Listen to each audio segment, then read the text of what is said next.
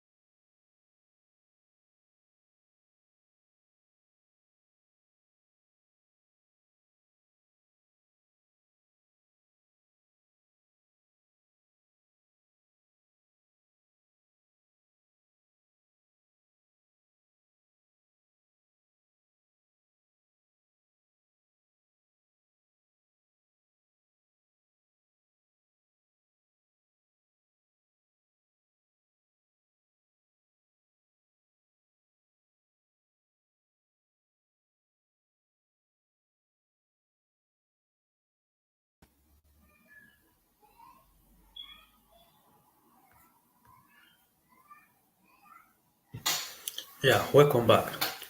Sorry for that network glitch. So, like I said, many people have been asking questions. How can I secure funding, scholarship with my low grade? I have a third class, and no, I don't think my chances of winning a scholarship is bright. I've good news for you.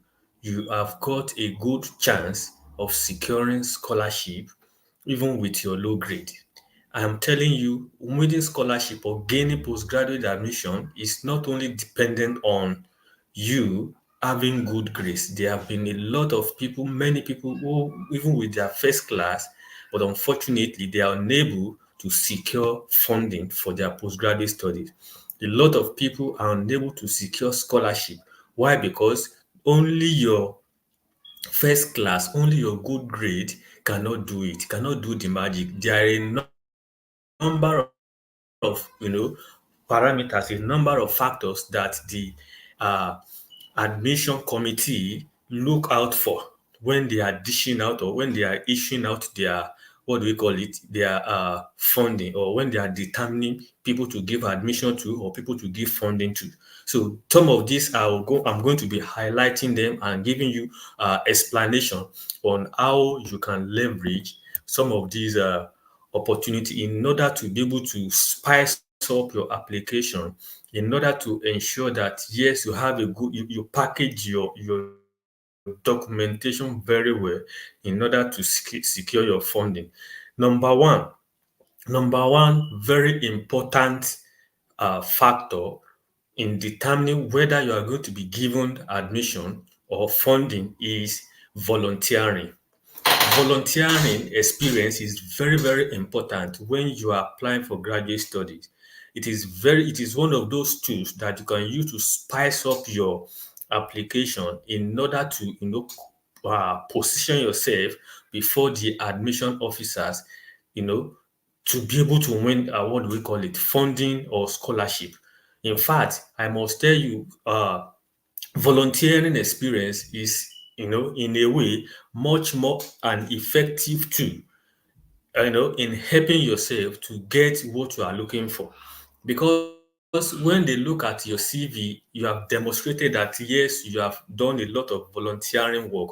It goes, to tell the admission officer or the scholarship committee that this person, even despite the fact that this person is working, he or she has been able to set aside some time in order to volunteer, in order to use that to, impart his or her community without being paid.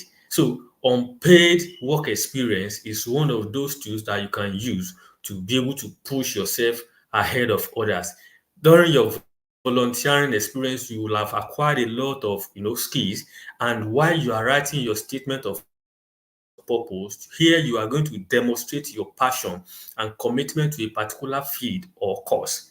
So in the process of trying to convince them, you would have been able to tell them, oh, I'm a kind of person, I have volunteered with maybe the United Nations, I've volunteered with Oxfam, I've volunteered with this particular NGO or the other, and what are the things that you did during your volunteering experience. So in your SOP, you'll be able to show your ability to work with diverse groups and build relationships. So these are some of the things that you tend to gain when you volunteer, and you also tend to highlight some of the skills, some of the areas like communication, like teamwork, and problem solving. So these are very, very key that will help you.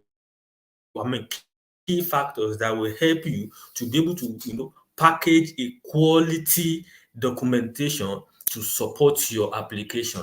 Either you are seeking admission, either you are seeking, maybe you have already gotten an admission, but you need scholarship.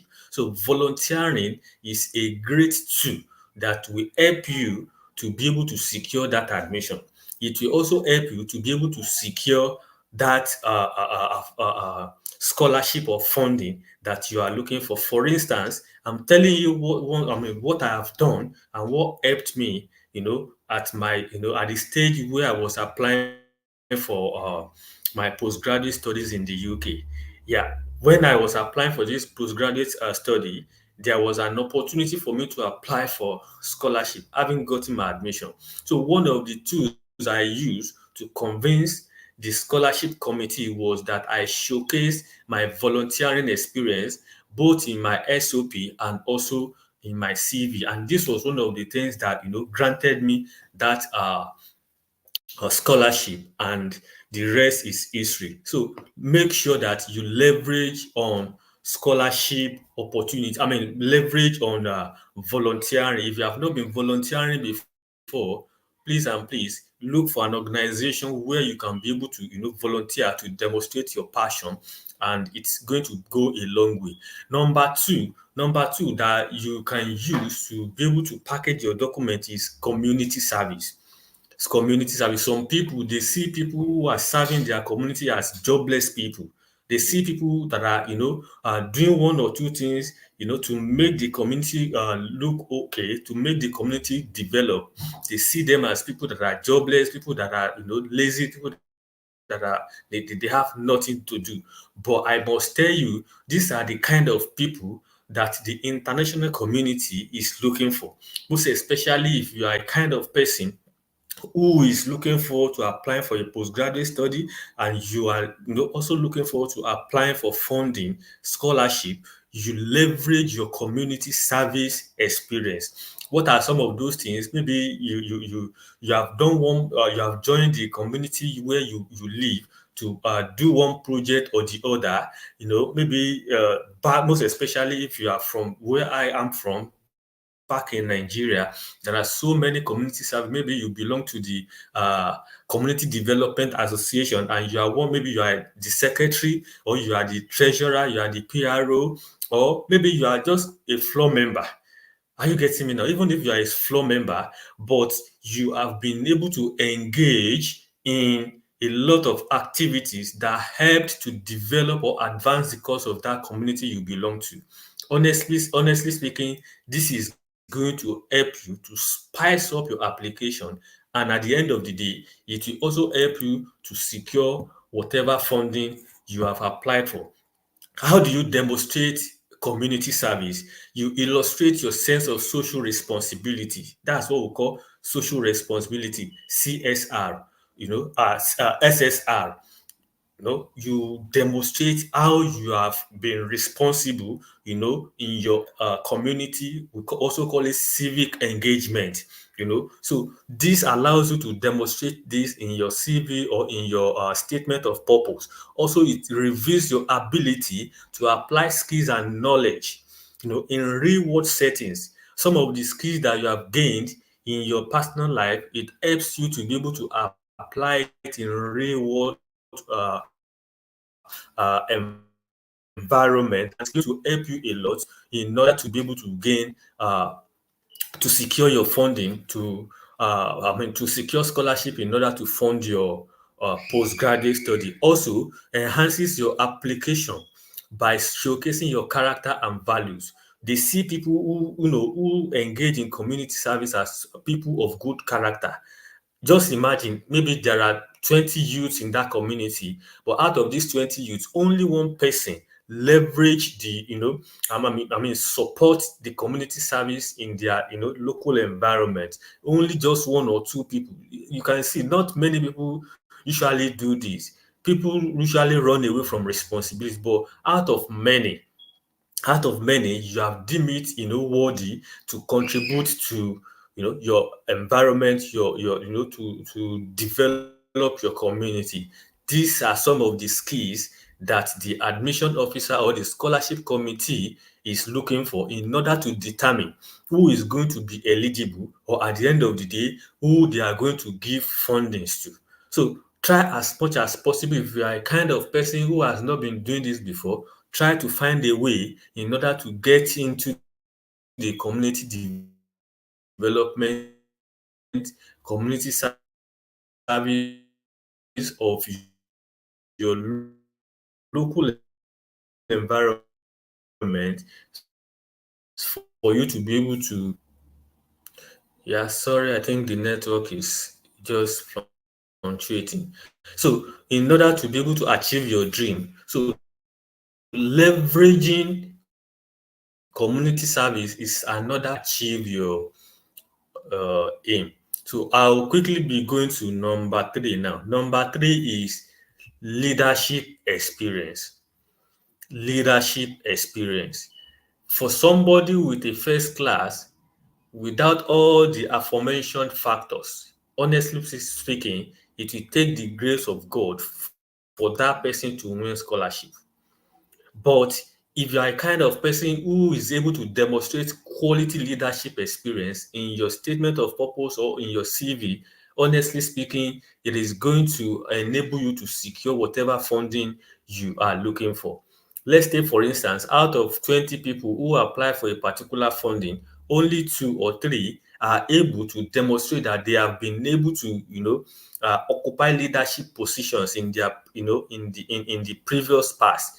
I'm telling you, these people will definitely be ahead of others. Even if others have first class, they have, good grades. For people who have been able to demonstrate quality leadership experience, it is going to put them ahead because they have been able to have a real-time experience in whatever they have been doing in the previous past, and this will enable them to stay ahead of other people.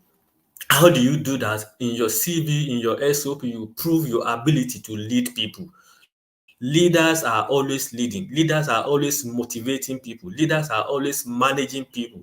They are always managing teams, managing projects. They are managing programs, So they see these leaders as worthy people that are going to be a good ambassador if they eventually given the opportunity to secure that funding, if eventually given the opportunity to, to embark on that postgraduate journey. So these are some of the skills that these people are looking for.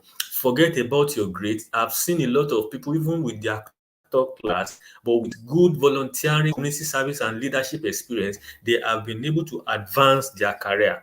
They have been able to secure good funding, and they are now at the apex of their career. So you are going to be demonstrating good leadership experience through what the teams you have managed in the past, the projects you have worked on, and also you should also be able to, it allows you to demonstrate your capacity to take initiative. As a leader, you take initiatives and you make decisions. You are not the kind of person who is going to be spoon fed.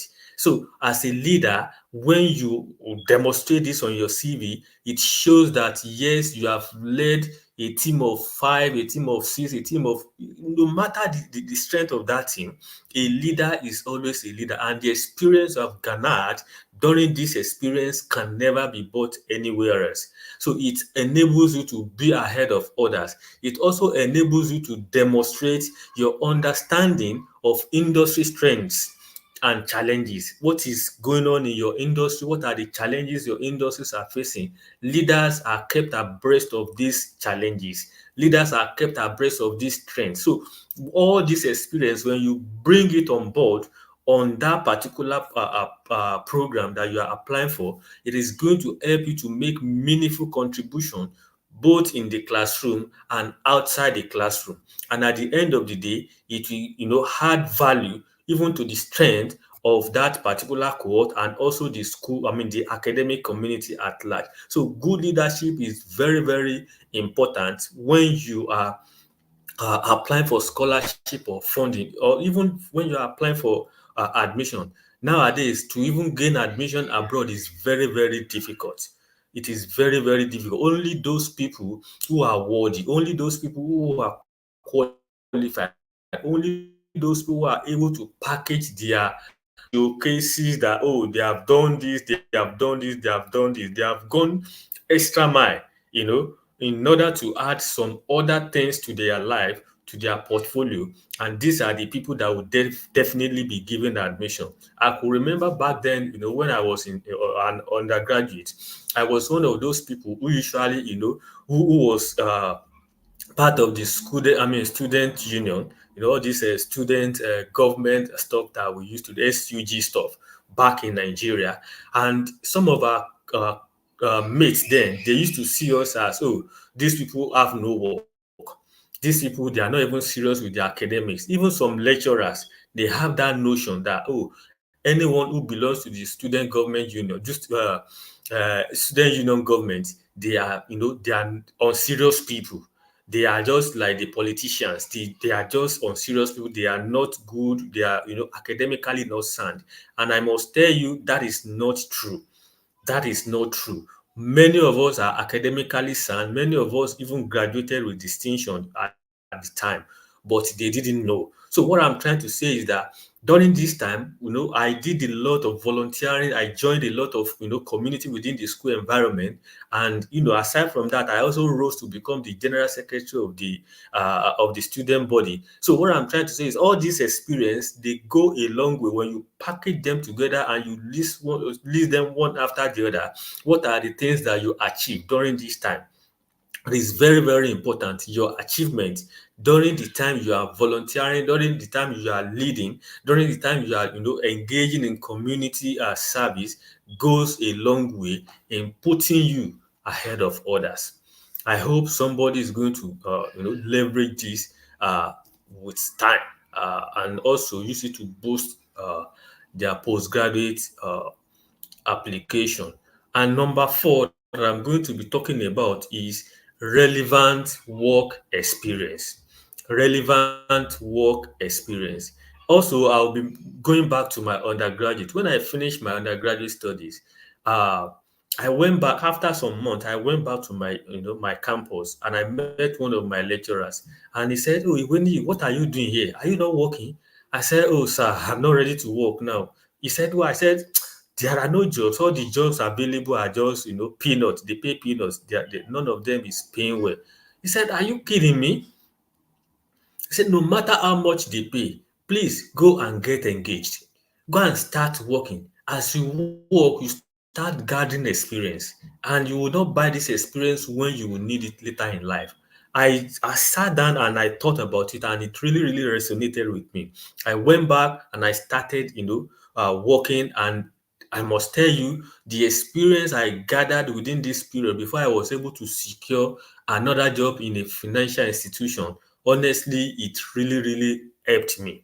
In fact, during my interview, at the point where I was, interviewing for the banking job, those experiences were some of the things I leveraged, that use as scenario to explain to the recruitment officers during that time, and I was able to get the job. So what I'm trying to say here is that relevant work experience can put you in forefront ahead of others.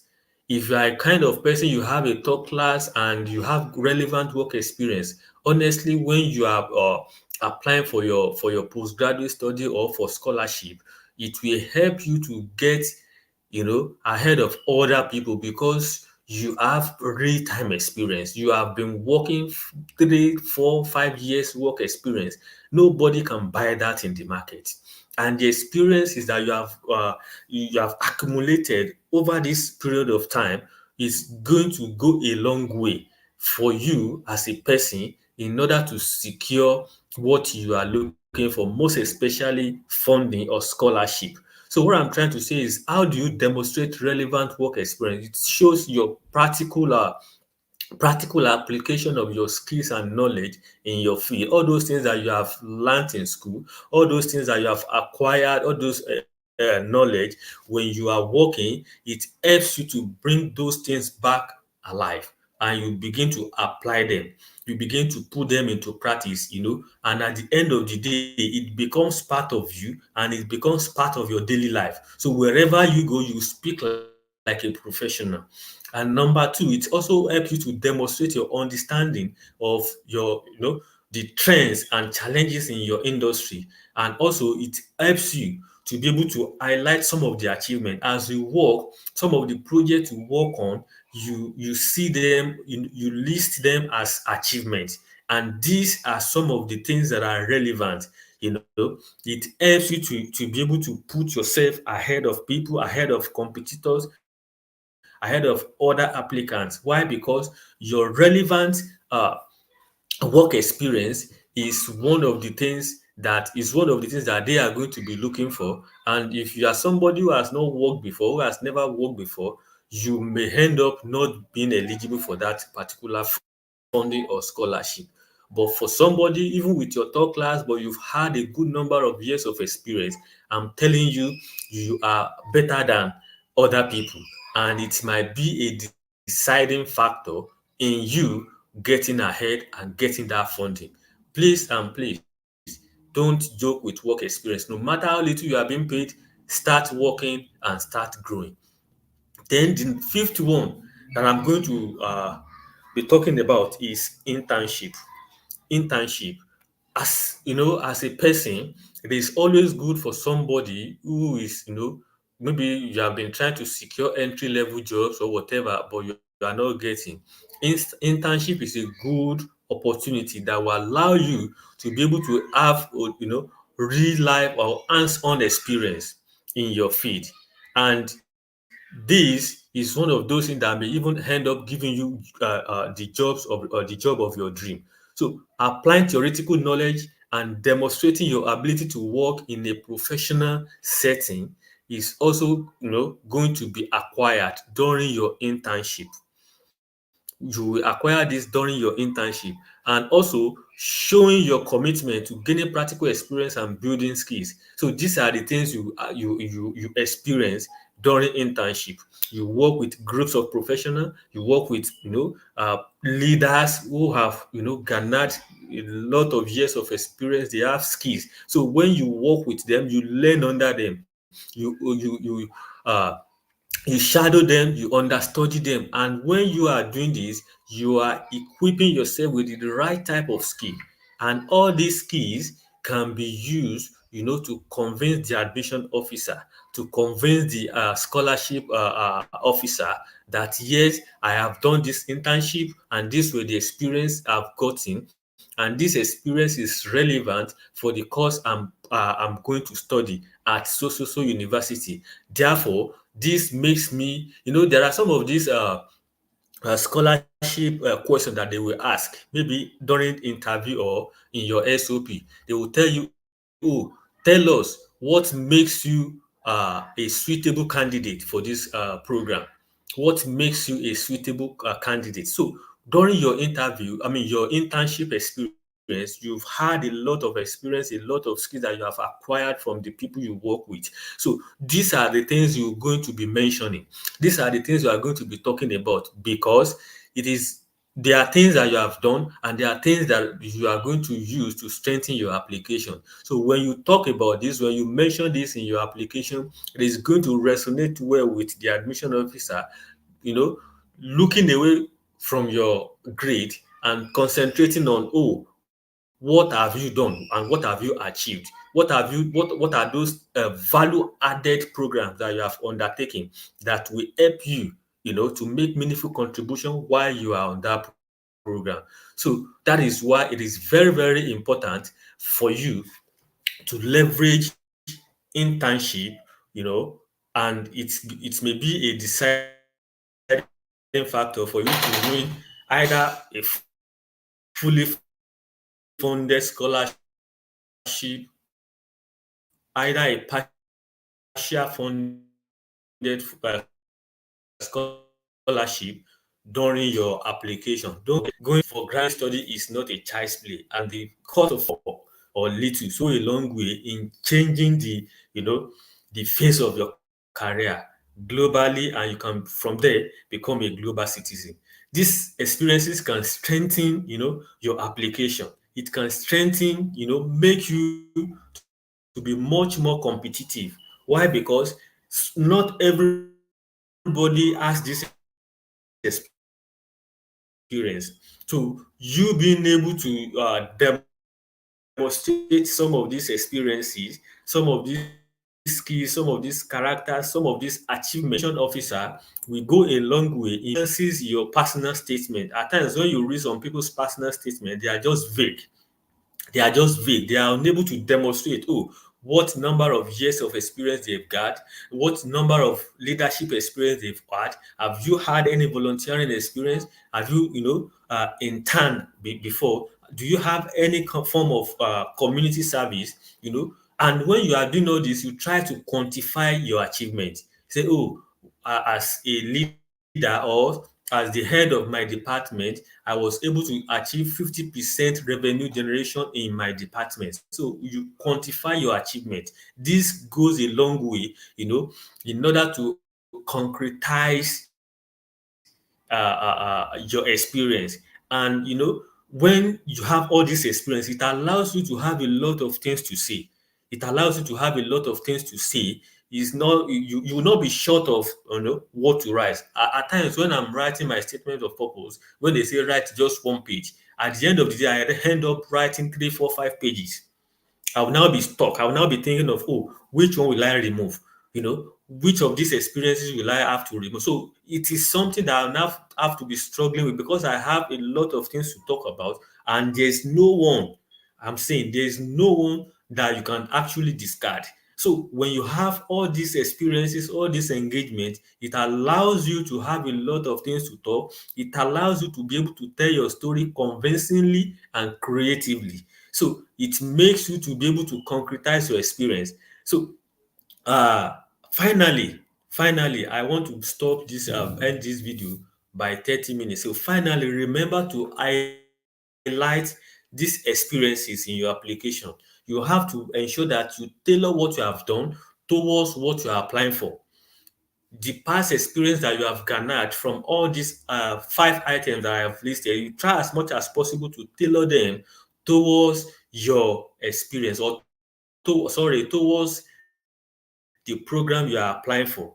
And this is going to help you to be able to convince the scholarship officer or the funding committee that yes, you are the right type of candidate to be able to get what you are applying for. So if this video blesses you, if this video is something that you like and you appreciate, kindly share to your to your friends and your community, and subscribe to my channel for more. Thank you. See you some other time.